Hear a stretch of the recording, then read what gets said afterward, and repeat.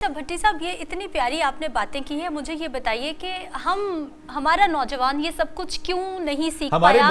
چونکہ آپ پروفیسر بھی ہیں، کیا ہمارے ایجوکیشنل ہمارے نصاب میں اس طرح سے بچوں کو جب سمجھ نہیں ہے تو ہم پڑھاتے ہیں جیسے ہم بڑے ہوتے ہیں ہمیں سمجھ آتی ہے، جب ہمیں پتہ چلتا ہے تب وہ سب کچھ ہمیں پڑھاتے ہی نہیں ہیں؟ بیٹا اس میں یہ کہ ہمارا جو نصاب ہے اس میں یہ بہت بڑی کمی ہے.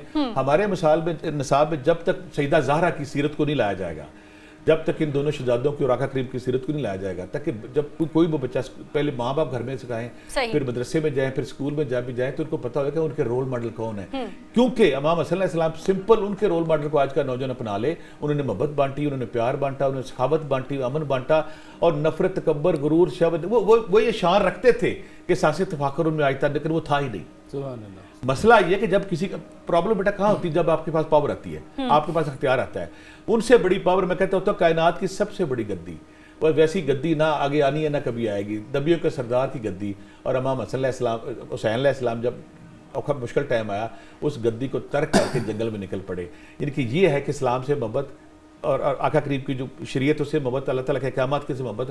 ہم ترجیح اول ان کو نہیں مانتے. جب تک ہم ترجیح اول ان اہل بیت کو نہیں مانیں گے، جب تک ان کی محبت ہمارے وجود میں نہیں آئے گی، ہمارے شعور لاشعور میں نہیں آئے گی، ہمارے معاشرے کا بانجھ پن، ہمارے معاشرے کا متشدد پن، ہمارے معاشرے میں جو بگاڑ ہے، ہمارے معاشرے میں جو سانپ بیٹھے نا نفرت، تکبر، غرور کے، اسی طرح ڈستے رہیں گے.